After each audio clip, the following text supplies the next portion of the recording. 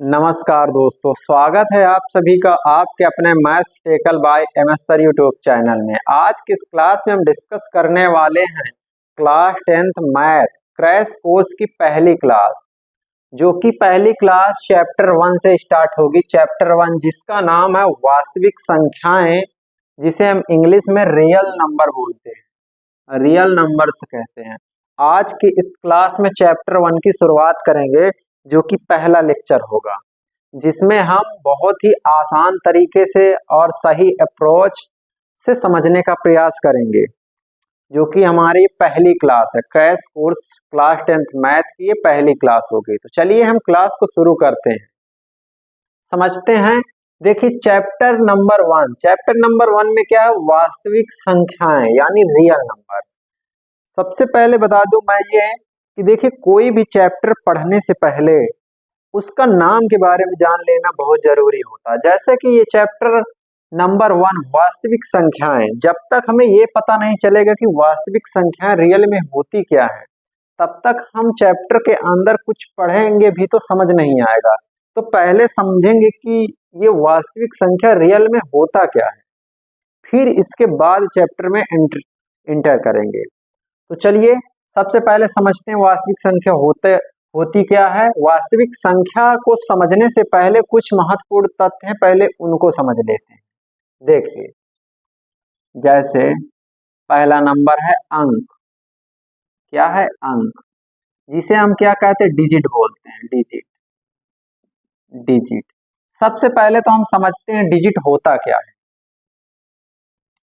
फिर देखिए दूसरे नंबर में ये समझते हैं कि संख्या क्या होती है।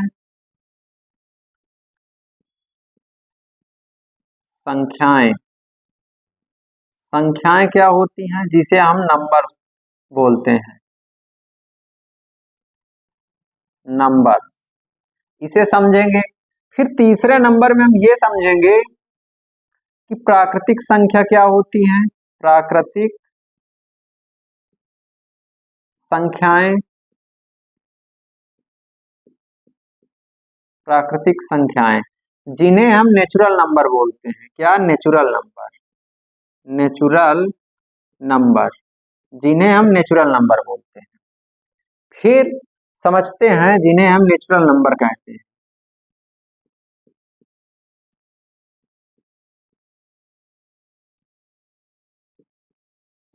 Natural number.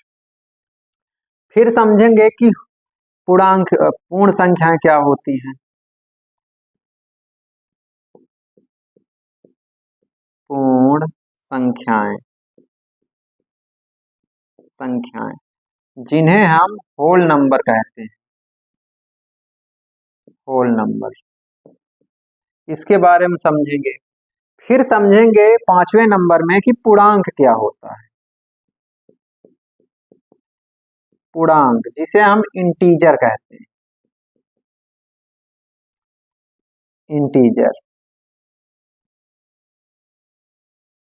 इंटीजर्स यानी पूर्णांकों के बारे में। तो हमने क्या कहा, सबसे पहले समझेंगे कि अंक क्या होता है, संख्याएं क्या होती, प्राकृतिक संख्या किन्हें कहते हैं, पूर्ण संख्या किन्हें कहते हैं, पूर्णांकों के बारे में। फिर जानेंगे परिमेय संख्याएं, अपरिमेय संख्या, फिर इनके बारे में हम डिटेल से डिस्कस करेंगे। तो चलिए सबसे पहले हम समझते हैं अंक क्या होता है। देखिए अंक, यदि डिजिट की यदि हम बात करें, तो डिजिट जो होते 1 से 9 तक, किन्हीं भी वस्तुओं की जब हम गणना करते हैं तो उसका जिसका इस्तेमाल किया जाता है उसे ही हम अंक कहते हैं। जैसे 0, 1, 2, 3, 4, 5, 6, 7, 8, 9। ये जो है ये 10 डिजिट है। कहने के बाद 0 से लगा के 9 तक की संख्या को ही हम अंक कहते हैं। देखिए अब संख्याएं क्या होती हैं। संख्याएं की बात करें तो संख्याएं जिसे हम नंबर से डिनोट करते हैं, n से डिनोट करते हैं। देखिए संख्याएं जो होती हैं वो कई सारे अंकों को मिलाकर बनती है। यानी संख्याएं क्या होती हैं, जब 2 या 2 से अधिक अंक आपस में मिलते हैं तो वह संख्या बन जाती है। जैसे 23, देखिए यहाँ पर 2 अंक मिल गए, यानी 2 और 3 2 अंक मिलकर ये एक संख्या बन जाती है। और जैसे 318, अब देखिए यहाँ पर भी एक संख्या लेकिन इसमें 3 अंक। जैसे 576, इसमें भी देखिए 3 अंक है। जैसे और भी 7 8 3 2, ये भी संख्या बन गई। और जैसे यदि बात की जाए 5, क्या 5 एक संख्या है? 5 भी एक संख्या है, ये अंक भी है, ये क्या है? ये अंक भी है और संख्या भी है। यानी कहने का मतलब ये अंक भी है यानी डिजिट भी है और ये नंबर भी है। तो ये बात याद रखना, ये जितने 1 से 9 तक है ये सभी संख्याएं अंक कहलाती हैं। तो इस प्रकार से डॉट डॉट संख्याएं काफी बनाई जा सकती हैं।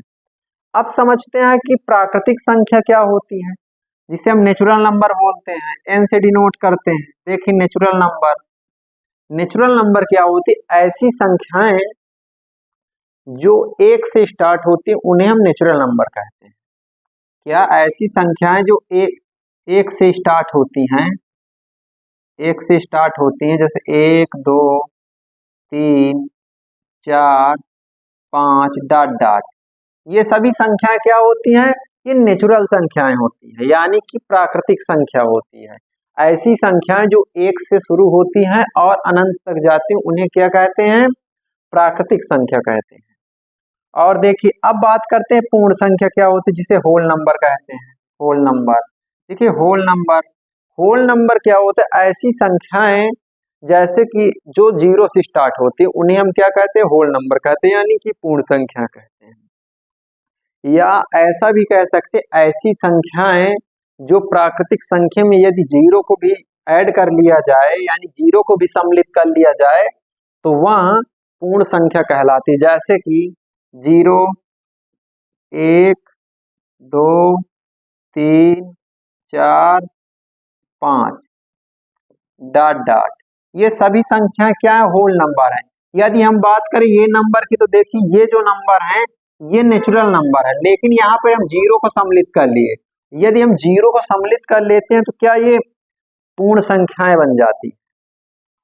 तो ऐसा भी हम कह सकते हैं कि ऐसी संख्याएं जो 0 से स्टार्ट होती हैं उन्हें पूर्ण संख्या कहते हैं, जो 1 से स्टार्ट होती हैं उन्हें प्राकृतिक संख्या कहते हैं। अब समझते हैं पूर्णांक क्या होता है। देखिए पूर्णांक को समझना बहुत ही जरूरी है। पूर्णांक क्या होता है? देखिए पूर्णांक जो होते हैं वो 3 प्रकार के होते हैं, लेकिन हम इसे एक नंबर लाइन की सहायता से समझने का प्रयास करते हैं, यानी संख्या रेखा की सहायता से। जैसे ये कोई संख्या रेखा है, देखिए ये कोई संख्या रेखा है,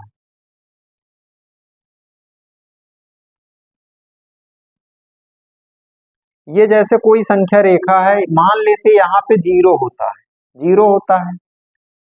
फिर क्या कि इधर अगर आगे की ओर जाते तो 1 2 3 4 5 और अनडिफाइंड, यानी ऐसे नंबर होते हैं। इधर भी आएंगे तो 1 2 3 4 5 और अनडिफाइंड, ये ऐसा होता है। देखिए ये नंबर लाइन है, यानी संख्या रेखा है। क्या है?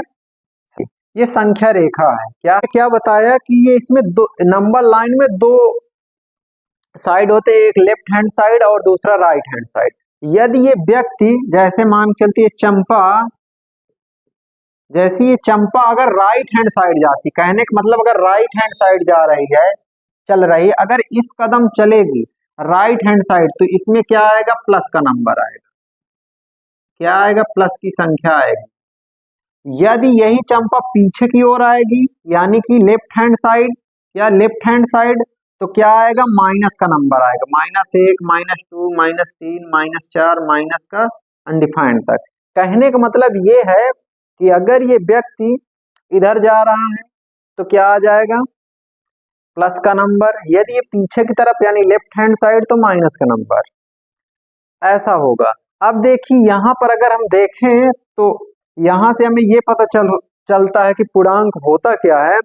जब किसी संख्या में प्लस या माइनस निर्धारित हो जाता है, यानी कि जब किसी संख्या में हम प्लस या माइनस को लगा देते हैं तो वहां पूर्णांक बन जाता है।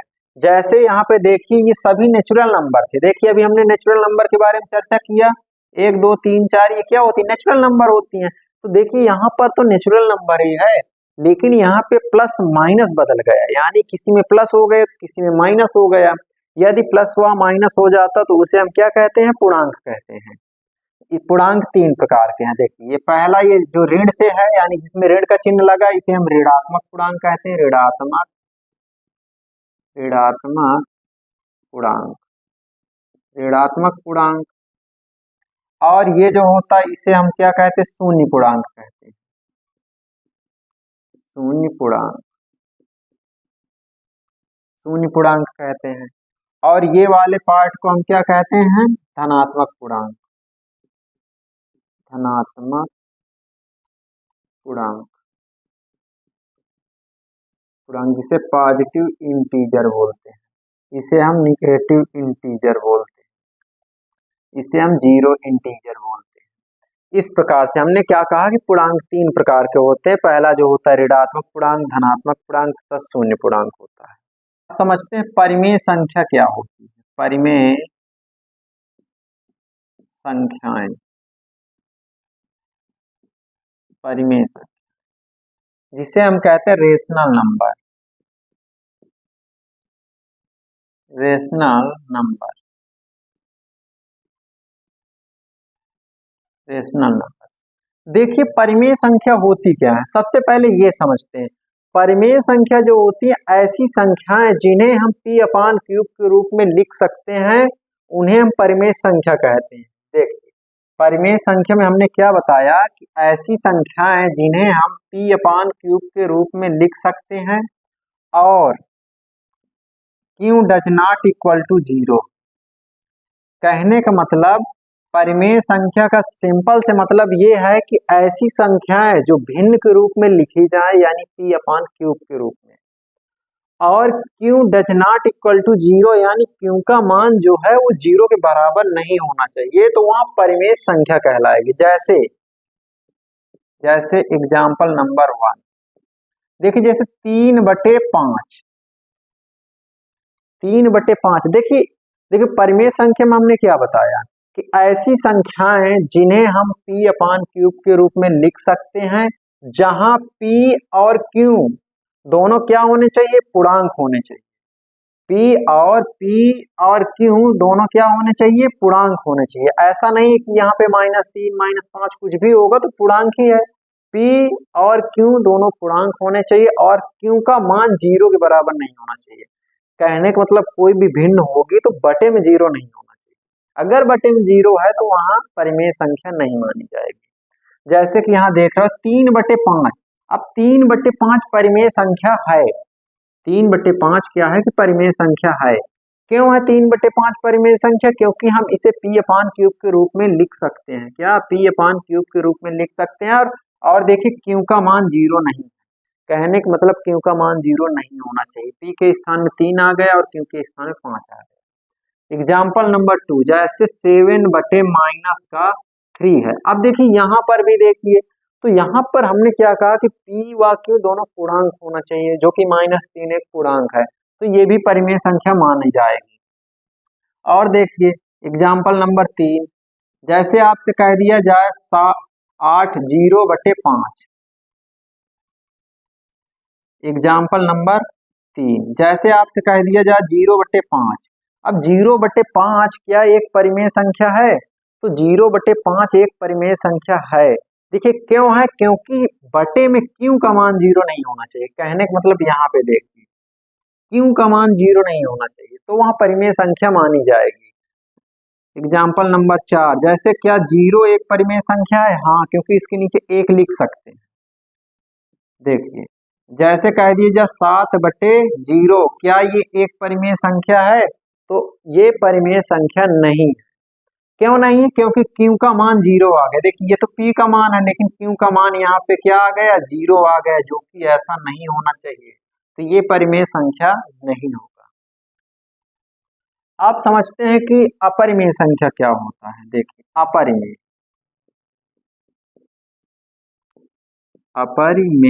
संख्याएं,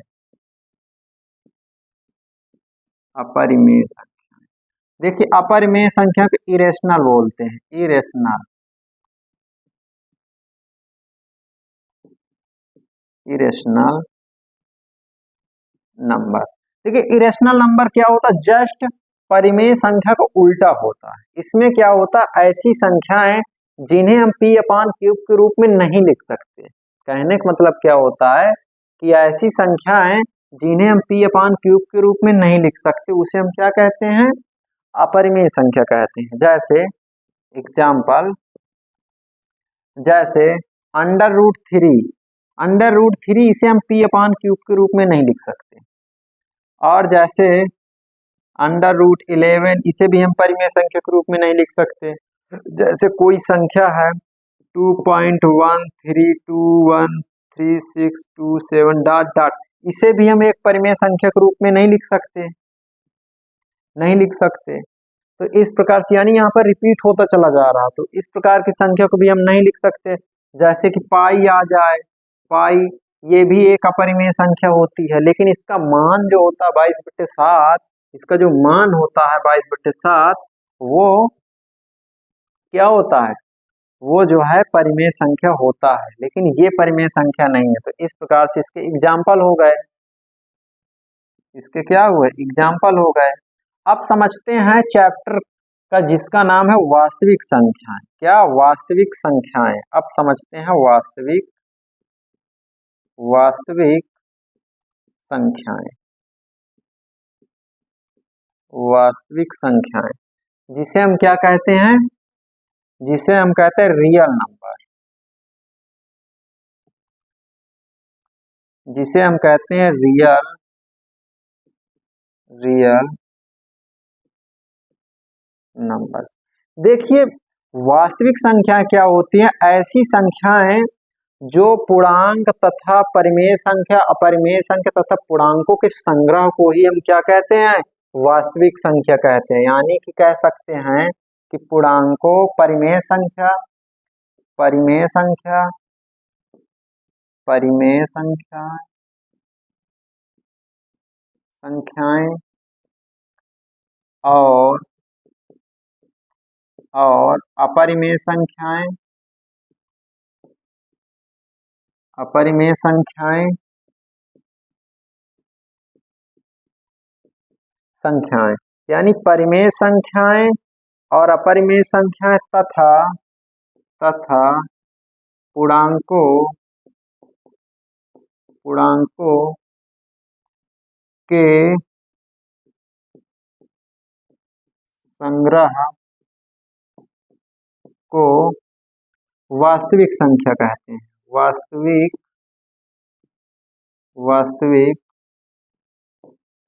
संख्या कहते हैं। तो हमने क्या कहा कि परिमेय संख्या क्या होती है, परिमेय संख्या जो होती है यानी वास्तविक संख्याएं, परिमेय संख्याएं और अपरिमेय संख्या तथा पूर्णांकों के संग्रह को क्या कहते हैं, वास्तविक संख्याएं कहते हैं। जैसे एक एग्जाम्पल की सहायता से समझाता हूं। जैसे कोई ये थैली, इस थैली में क्या है कि जैसे मान चलिए √3 भी है और 5/2 भी है और √3 भी और 7/8 भी है। अब देखिए इस थैली में क्या है कि यहाँ पे दोनों चीजें हैं, यहाँ पे क्या है, दोनों चीज। देखिए मैं इस एग्जाम्पल को यहाँ पे समझाता हूँ। यहाँ पे जैसे ये कोई थैली है, अब इस थैली में क्या है कि -3 भी है, इसमें 5/4 भी है और 7/-2 भी है और √3 भी है। अब देखिए इस थैली में क्या है, सभी चीजें हैं। तो कहने का मतलब वास्तविक संख्याएं हमें क्या बताती हैं कि वास्तविक संख्या जो होती है ऐसी संख्याएं जिसमें सभी प्रकार की संख्या आ जाती, परिमेय संख्याएं, अपरिमेय संख्याएं, जिसमें सभी प्रकार की संख्याएं आ जाती हैं तथा पूर्णांक, उन्हें हम क्या कहते हैं, वास्तविक संख्याएं कहते हैं। एग्जाम्पल जैसे 3 है, √5 है, 3/8 है, -7/4 है, डॉट डॉट। ये सभी क्या संख्याएं हैं, इन सभी संख्याओं को वास्तविक संख्या कहते हैं। वास्तविक संख्याएं कहते हैं। टॉपिक क्या है? अंक गणित की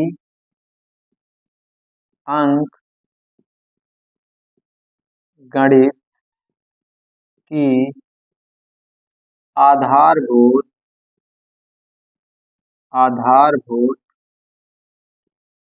प्रमेय।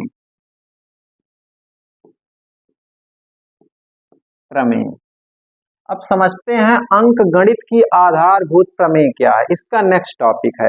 अब यहां से चैप्टर शुरुआत होता है।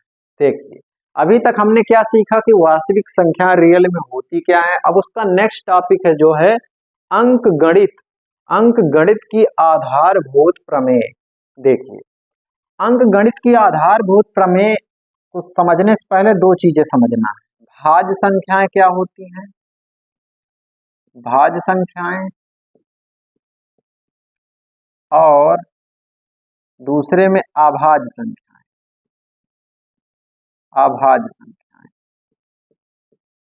तीसरे नंबर में समझना है सह अभाज्य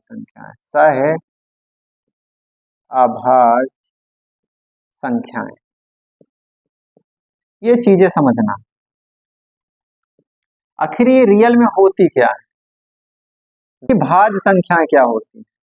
भाज्य संख्याएं जो होती ऐसी संख्याएं जो दो से विभाजित हो जाएं। जैसे दो है, जैसे चार है, और 6 है, 8 है, जैसे 12 है, डॉट डॉट। कुछ भी संख्या जैसे 20 है। यानी कहने का मतलब जो संख्याएं दो से विभाजित हो जाएं, कहने का मतलब जिसमें दो का भाग चला जाए। जैसे इसमें दो का भाग करेंगे, 2 दूना 4, यानी भाग पूरी तरह से जा रहा है। अगर हम इनमें किसी भी संख्या में अगर 2 का भाग दे रहे हैं तो आसानी से भाग चला जा रहा है। तो कहने का मतलब ये है, जो संख्याएं दो से विभाजित होती हैं उन्हें हम क्या कहते हैं? भाज्य कहते हैं। या ऐसा भी हम कह सकते हैं कि जिसके दो से अधिक फैक्टर होते हैं, यानी ऐसी संख्याएं जिसके दो से अधिक फैक्टर होते हैं उन्हें हम भाज्य संख्या कहते हैं। जैसे कि यहाँ पे देखिए, इसे 1 गुणे 2 लिखा जा सकता है। देखिए यहाँ पे 3 फैक्टर हो, तो क्या हुआ? ये भाज्य संख्या आ जाएगी। इसे हम क्या कहेंगे? भाज्य संख्या कहेंगे। जैसे 20 है। अब 20 को हम कई प्रकार से लिख सकते हैं। देखिए 1 गुणे 2 गुणे 5 लिख सकते हैं। इस प्रकार से, यानी इस प्रकार से हम 20 को लिख सकते हैं। तो कहने का मतलब ये हुआ, जिसके 2 या 2 से अधिक फैक्टर होते हैं यानी गुणनखंड होते हैं उन्हें हम क्या कहते हैं? उन्हें हम भाज्य संख्या कहते हैं। अभाज्य संख्याएं क्या होती हैं? ऐसी संख्याएं जो स्वयं से कटती हैं, यानी किसी का भाग नहीं जाता, उन्हें हम क्या कहते हैं? अभाज्य संख्या कहते हैं। या ऐसा भी कह सकते हैं जिसके 2 से अधिक फैक्टर नहीं होते। जैसे 2, 3, 5, 7, 11, 13 और 17, 19 डॉट डॉट। ये सभी संख्याएं क्या होती? अभाज्य होती हैं। क्यों होती? जैसे कि अभाज्य में हमने क्या बताया कि जैसे 3 है, अब 3 के जो है 2 फैक्टर से अधिक फैक्टर नहीं होंगे, 1 गुणे 3 लिख सकते हैं। जैसे 7 है, अब 7 के भी 2 फैक्टर से अधिक नहीं होंगे, जैसे 1 गुणे 7। तो इस वजह जिसके 2 से अधिक फैक्टर नहीं होते हैं उन्हें हम क्या कहते हैं? उन्हें हम अभाज्य संख्या कहते हैं। अब देखिए सहभाज्य संख्या क्या होते हैं? सह अभाज्य संख्याएं जो होती ऐसी दो संख्याएं जिनमें कुछ कॉमन न मिले, या ऐसी दो संख्याएं जिनका मासा 1 हो। जैसे कि 3, 3, 5। अब देखिए इनमें ये दो संख्याओं में क्या है कि कुछ कॉमन नहीं मिल रहा। क्या? कुछ भी कॉमन नहीं मिल रहा। अगर इनका मासा निकालेंगे तो ये पता चलेगा कि इनका मासा 1 होगा। जैसे 20 और 7। अब देखिए इसमें भी दो संख्याएं, इसमें भी क्या होगा कि इसमें भी मासा इसका 1 आ गया, यानी कुछ कॉमन नहीं मिल रहा। जैसे 8, 7 है। अब इसमें भी देखिए कुछ कॉमन नहीं मिल रहा। जिसमें कुछ कॉमन नहीं मिलता उन्हें हम क्या कहते हैं? सह अभाज्य संख्याएं कहते हैं। क्या कहते हैं? सह अभाज्य संख्याएं कहते हैं। अब समझते हैं नेक्स्ट टॉपिक को, जो कि आधार अंक गणित की आधारभूत प्रमेय का रियल में मतलब क्या होता है। देख, रियल में जो मतलब होता है इसका, वो होता है आभाज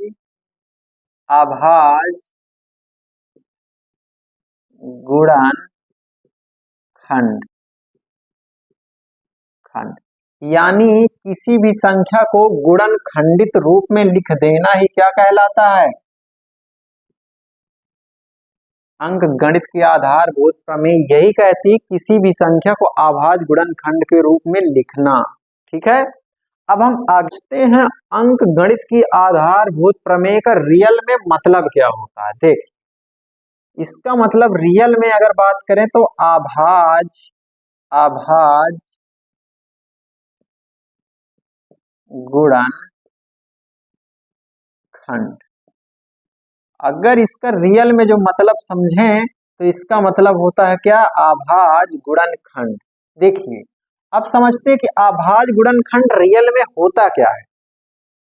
देखिए, सबसे पहले तो हम चर्चा करते हैं कि अभाज्य संख्याएं क्या होती हैं। अभाज्य संख्या के बारे में अभी हमने बताया कि ऐसी संख्याएं जो स्वयं से विभाजित होते हैं उन्हें हम अभाज्य संख्या कहते हैं। जैसे 0, जैसे 2 हो गया, 3 हो गया, 5 हो गए, 7 हो गए, और 11, 13, 17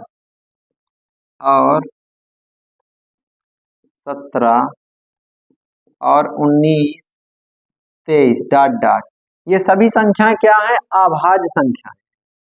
अब हम बात करेंगे गुणनखंड क्या होता है। देखो, अभाज्य गुणनखंड, देखिए अभाज्य गुणनखंड का मतलब ये होता है किसी भी संख्या को गुणनखंड के रूप में लिख देना ही क्या कहलाता है, अभाज्य गुणनखंड कहलाता है। देखिए, अब समझते हैं अभाज्य गुणनखंड। जैसे एक एग्जांपल समझते हैं, जैसे हमारे सामने है 24। अब देखिए 24 के अभाज्य गुणनखंड करना है तो कैसे करेंगे। सबसे पहले काटने को, देखिए रूल होता है काटने का। जब भी संख्याओं को काटते हैं तो हम इन्हीं संख्याओं से काटते हैं। सबसे पहले 2 से ट्राई करते हैं। 2 से काटेंगे तो 2 एकन्नम 2, 2 दूना 4 आ जाएगा। फिर 2 से काटेंगे 2 छंग 12 आ जाएगा। फिर 2 से काटेंगे 2 तिहाई 6 आ जाएगा। फिर 2, देखिए अब 2 का भाग इसमें नहीं जाएगा। अब 3 एकन्नम 3, अब 3 से काटेंगे तो इस प्रकार से इसके फैक्टर आ जाते हैं। अब इसे हम 24 बराबर क्या, 2 गुणे 2 गुणे 2 गुणे 3 इस प्रकार से लिख सकते हैं। लेकिन इसे लिखने का एक और तरीका होता है, जो कि 24 बराबर, देखिए 2 कितनी बार है, 3 बार है, तो 2 की घात हम 3 कर देंगे, गुणे 3 एक बार है तो 3 की घात 1 कर देंगे। इस प्रकार से भी इसे हम लिख सकते हैं। लेकिन यदि आप इतना भी लिखते हैं तो सही है। यानी लिखने के दोनों तरीके हैं, या तो आप ऐसा लिख दीजिएगा या तो ऐसे भी घात के रूप में भी लिख सकते हैं। जैसे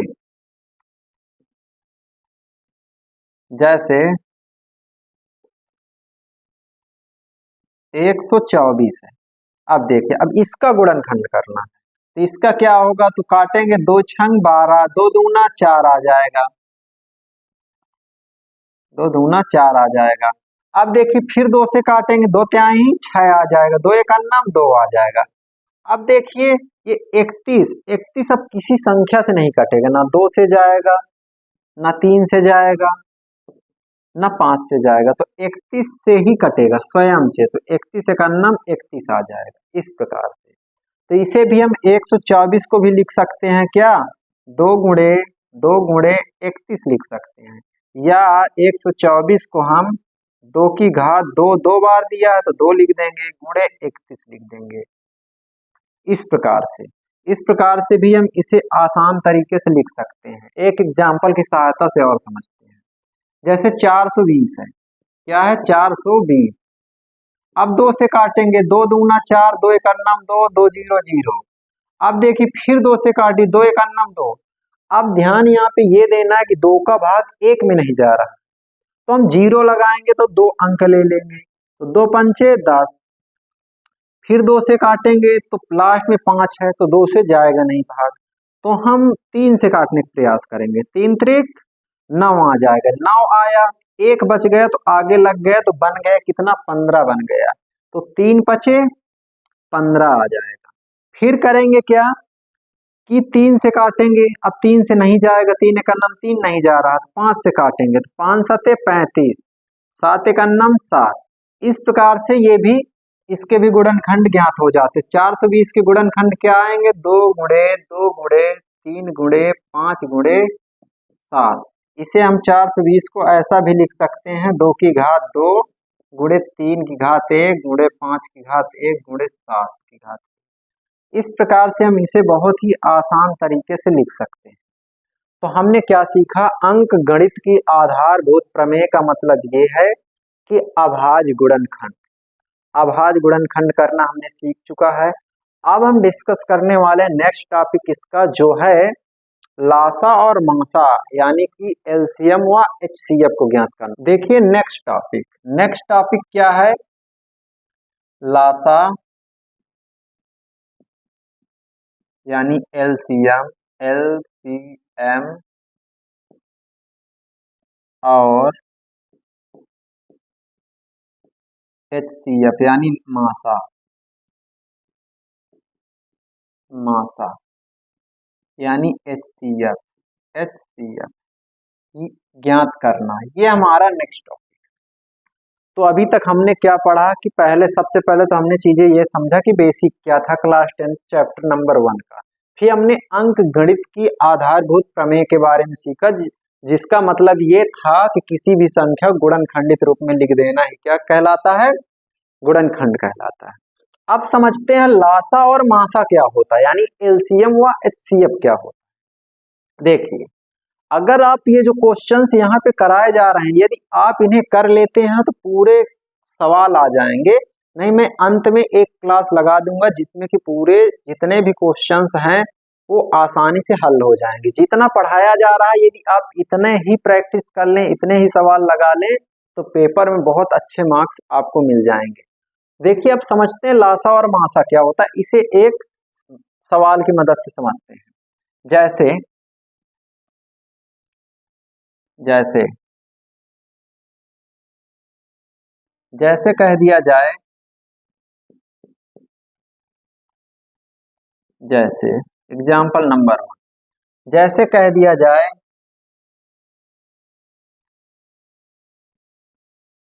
318 और या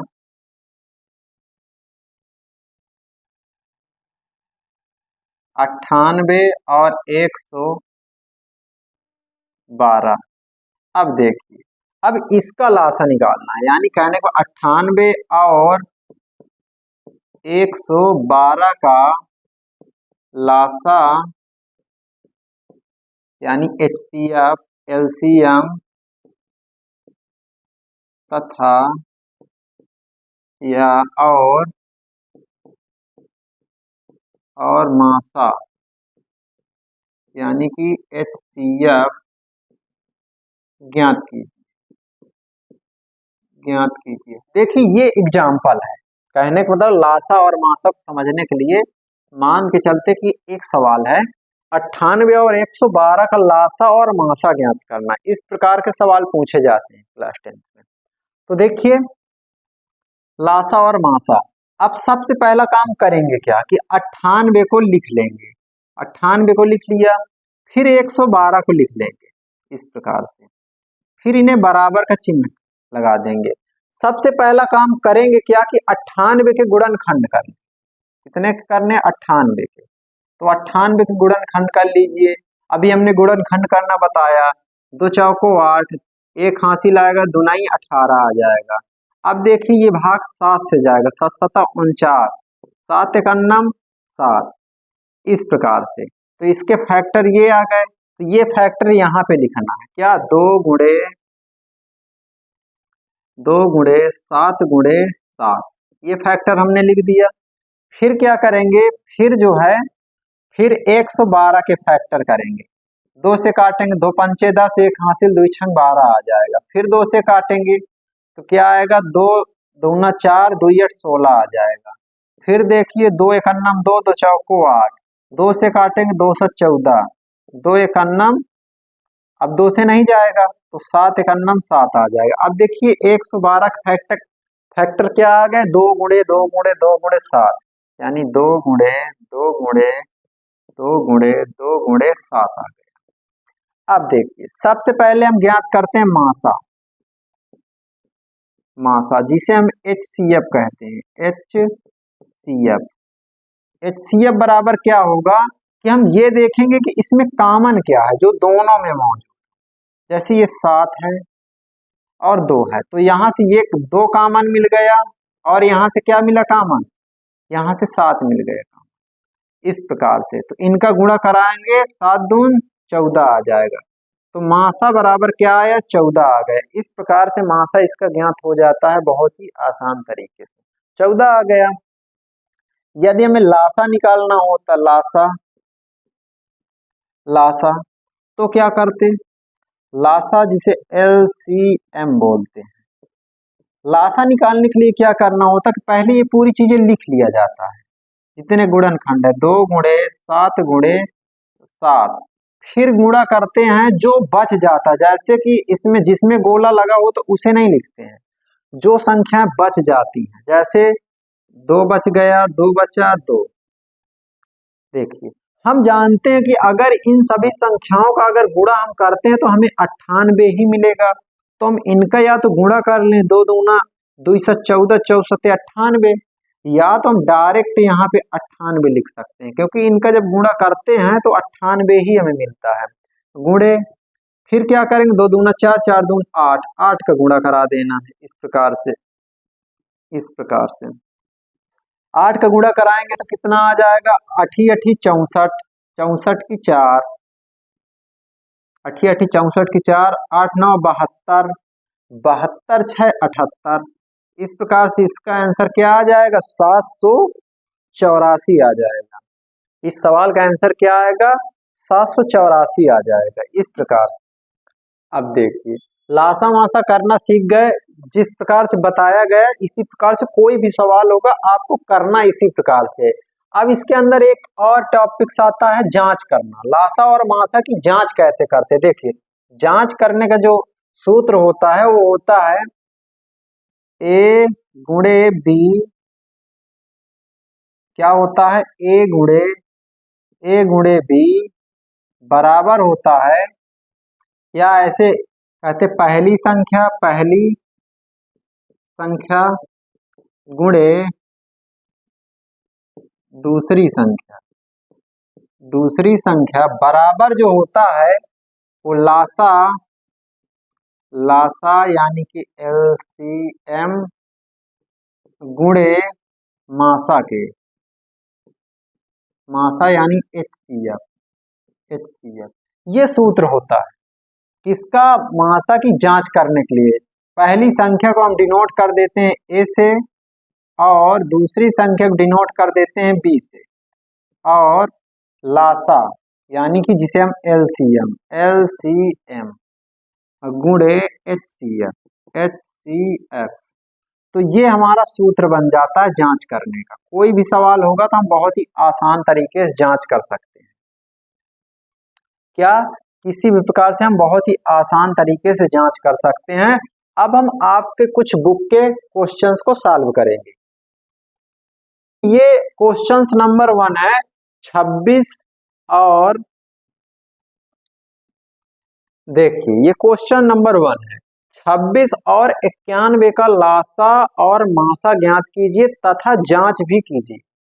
अब देखिए इसे करते क्या है, हमने क्या कहा कि लासा और मासा जब भी ज्ञात करते, ये आपकी किताब का सवाल है, जैसे कि 26 लिख लिया फिर 91 लिख लेंगे, फिर करेंगे क्या कि 26 जो लिखने के बाद इसके फैक्टर करेंगे, फैक्टर कर लेंगे 26 के, तो 2 से करेंगे 2 एकन्नम 2, 2 तिहाई 6, अब 13 एकन्नम 13 आ जाएगा।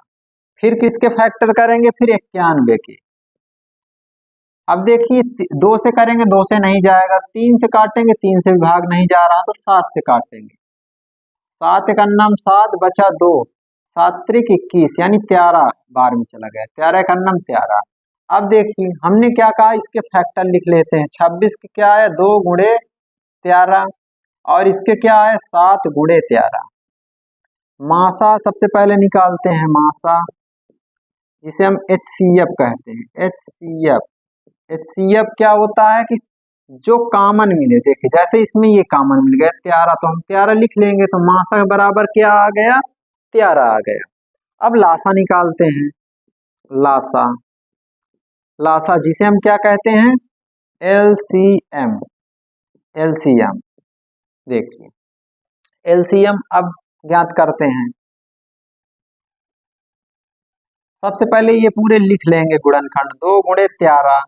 फिर नीचे वाले में हमें ये देखना बच क्या गया, जैसे कि 7 बच गया तो 7 का गुणा करा देंगे, तो कितना आ जाएगा, 4 दून 26 गुणे 7, तो करेंगे क्या आएगा, तो 7 42, 7 दून 14, 14 4 18। इस प्रकार से क्या आ जाता है, 182 इसका आंसर आ जाता है।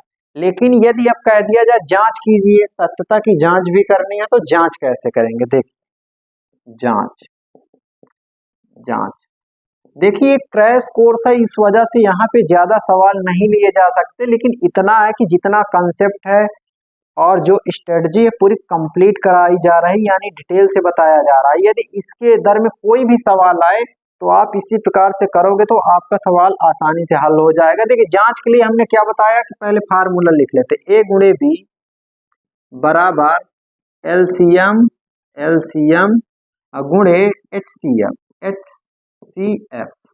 HCF। ये होता है जांच करने का सूत्र। आसानी से जांच कर पाओगे, जैसे A है, A का मतलब होता पहली संख्या। पहली संख्या क्या थी, जिसे A पहली संख्या 26 थी, तो हमने 26 लिख लिया। फिर दूसरी संख्या क्या है, दूसरी संख्या 91, तो 91 कर लेंगे, 91 कर लिया। फिर क्या करेंगे, LCM कितना आया हमारा, LCM आया है कितना, 182। फिर देखिए मासा कितना आया है, 13 आ गया। तो अब देखिए यदि अब 13 गुणा जैसे करेंगे, 13 दून 26, 13 अट्ठे 104, 13 अट्ठे 104, 104 दुई 106, 13 का नाम 13, 13 10 23, 13 10 23। इस प्रकार से इसका आंसर इतना, अगर इतने गुणा करोगे अगर इतना ही आ गया तो इसका मतलब सवाल हमारा सही। कहने का मतलब इसका प्रोडक्ट और इसका प्रोडक्ट यानी गुणन फल अगर दोनों का बराबर आता है तो ये मान के चलना कि हमारा सवाल सही है, अन्यथा सवाल गलत। ठीक है, ये चीज समझ आई। अब एक और क्वेश्चंस लेते हैं, मोस्ट इंपोर्टेंट क्वेश्चंस।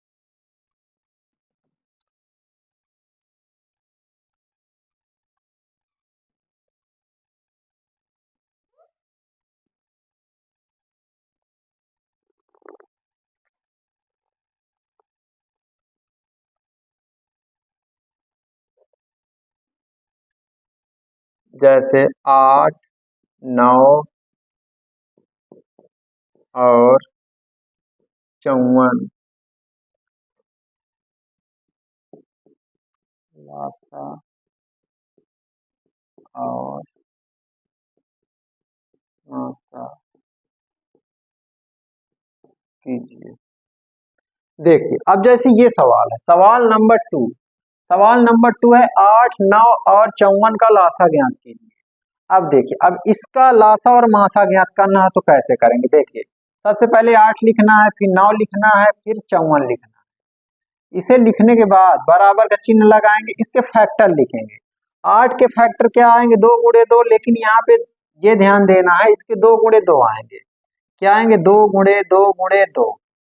लेकिन इसका एक फैक्टर और होता जो कि 1, वो सभी में आता, सभी फैक्टर होता। जैसे 9 के क्या करेंगे, 2 गुणे 3, लेकिन 1 लिखा जाएगा क्योंकि 1 सभी के फैक्टर होते हैं। 54 को हम 2 गुणे क्या लिख सकते हैं, 54 के फैक्टर कर लेते हैं 54 के, तो 2 एक 2 ना 4, 2 7 14, 3 7 21, देखिए 3 9 27, 3 त्रिक 9, 3 एक नम 3, तो इसके फैक्टर क्या आ जाएंगे, 2 गुणे 3 गुणे 3 गुणे 3 आ जाएंगे, लेकिन इसका फैक्टर 1 आएगा। तो कहने का मतलब ये है कि जो भी इसके फैक्टर होंगे, जैसे एक तो सभी फैक्टर होते हैं, एक क्या होता, सभी फैक्टर होता, जैसे यहीं पे कर लेते हैं, एक एक जो है सभी फैक्टर होते हैं, तो मासा निकालने के लिए क्या करेंगे, मासा, मासा बराबर क्या आएगा, यानी HCF, HCF, HCF बराबर जो कॉमन मिल जाए, जैसे एक कॉमन मिला तो एक ही इसका मासा आ जाएगा। लासा के लिए क्या करेंगे, लासा, जिसे LCM, LCM, देखिए लासा के लिए क्या करते हैं कि लासा में पहले ये पूरी रो लिख लेंगे, तो क्या आएगा, 2 गुणे 2, 2 गुणे 2 गुणे 2, फिर करेंगे क्या, नीचे देखेंगे बच क्या गया, जैसे 3 बच गया, ये भी 3 बच गया, फिर क्या करेंगे, इसमें देखेंगे क्या बच गया, 2 बचा, 3 बचा, 3 बचा, 3।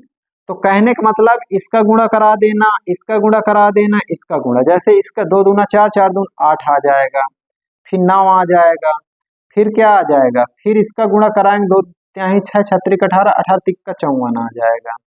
देखिए फिर क्या करें, 8 9 72 आ जाएगा, यानी 72 गुणे 54, जब इसका गुणा कर दोगे तो आपका आंसर आ जाएगा इस पर। अब ये तीसरा प्रश्न है, इस प्रश्न में दिया क्या गया, देखिए ध्यान से, इस प्रश्न में कह रहा है HCF, HCF किन ये दो संख्याओं का कितना दिया गया, 9 दिया गया है, और हमें LCM ज्ञात करना इन दो संख्याओं का, यानी इन्हीं संख्याओं का LCM हमें ज्ञात करना है।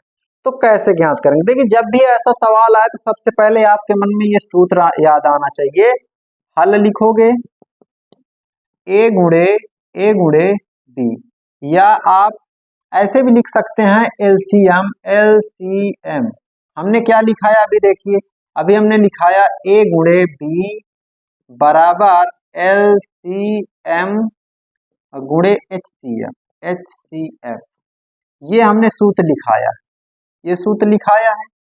तो इसी सूत्र पर ये मान रख देना, जैसे देखिए दो संख्याओं का HCF, HCF कितना दिया, जैसे ये A है, सबसे पहले ये देखें पहली संख्या कितनी दी, देखो ये A होता है और ये B होता है, यानी पहली संख्या ये दूसरी संख्या, A दिया है 306 गुणे B कितना दिया 657, और देखिए LCM, LCM हमें ज्ञात करना, गुणे HCF कितना दिया है, HCF दिया है 9, इन दो संख्याओं का HCF कितना दिया है, 9 दिया है, तो 9 का गुणा कर देंगे। फिर करने के बाद क्या करेंगे, ये 306 लिखा रहेगा गुणे 657 बटे क्या आएगा, देखो इधर गुणा में 9 है तो ये बटे में आ जाएगा, इधर 9 बटे में आ गया, बराबर LCM, LCM। अब देखो 9 का भाग दे देंगे, 9 का भाग करेंगे तो कितना आ जाएगा, देखो 9 से काटिए, 9 त्रिक 27 आ जाएगा, 3 9 चौको 36 आ जाएगा, यानी 34 गुणे 657 आ जाएगा LCM, LCM। अब इसका गुणा कर लेंगे तो आंसर आ जाएगा बहुत ही आसान तरीके से, यानी कहने का मतलब LCM, LCM बराबर क्या आ जाएगा, LCM बराबर आएगा 34 गुणे 657, इतने का आप गुणा कर लीजिएगा 657 का 34 में, देखिए 4 4 सत्ते 28 की 8, 4 पंचे 20, 20 दुई 22, 4 छंग 24, 24 दुई 26 आ जाएगा, गुणे 3 सत्ते 21, 3 पचे 15, 15 दुई 17, तिछक 18, 18 के 19, तो इस प्रकार से 8 3 7 6 13, 9 दुई 11, ये यानी कितना आ गया आंसर 21 8। इस प्रकार से इसका आंसर बहुत ही आसान तरीके से आ जाता है। तो कहने का मतलब यह है कि इस सूत्र में कुछ भी निकालना पड़ सकता है, हो सकता है आपको लासा और मासा दिया हो लेकिन पहली संख्या निकालना पड़ जाए या दूसरी संख्या निकालनी पड़ जाए, ये जो होता है ये पहली संख्या होता है, ये दूसरी संख्या होता है, कुछ भी आए तो हम आसान तरीके से निकाल सकते हैं। इस सवाल का आंसर यही है। आप बहुत ही आसान तरीके से इस प्रकार से निकाल सकते हैं। तो आज का ये टॉपिक यहीं खत्म करते हैं।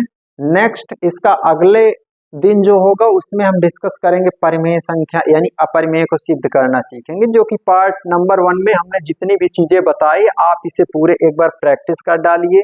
जैसे कि हमने पहले क्या बताया, कुछ वास्तविक संख्या को प्रूव किया कि वास्तविक संख्या रियल में होती क्या है। फिर इसके बाद हमने अंक गणित की आधारभूत प्रमेय के बारे में जाना। उसके बारे में हमने कुछ जाना कि भाज्य संख्या क्या होती, अभाज्य संख्या क्या होती, इसके बारे में डिटेल से चर्चा किया। फिर हमने ये बताया कि लासा और मासा कैसे ज्ञात करते हैं, यानी अभाज्य गुणनखंड क्या होता है, लासा मासा कैसे निकालते हैं। फिर कुछ क्वेश्चंस कराए गए लासा और मासा पर। फिर देखिए अब यहाँ एक सूत्र पर आधारित इस पर भी होता है। अधिकतर यहाँ पे ये वाला सूत्र मोस्ट इम्पोर्टेंट है, क्योंकि यहाँ से ज्यादा सवाल पूछे जाते हैं। ये सवाल बहुत ही मोस्ट इम्पोर्टेंट सवाल है, इसे जरूर करें। इस तरह कोई भी सवाल आते हैं तो आप बहुत ही आसान तरीके से हल कर सकते हैं। आई होप, आशा करता हूँ कि आपको ये जरूर समझ आया होगा। अगर आपको यहाँ समझ आया तो हमारे इस वीडियो को लाइक तथा चैनल को सब्सक्राइब जरूर करें। धन्यवाद।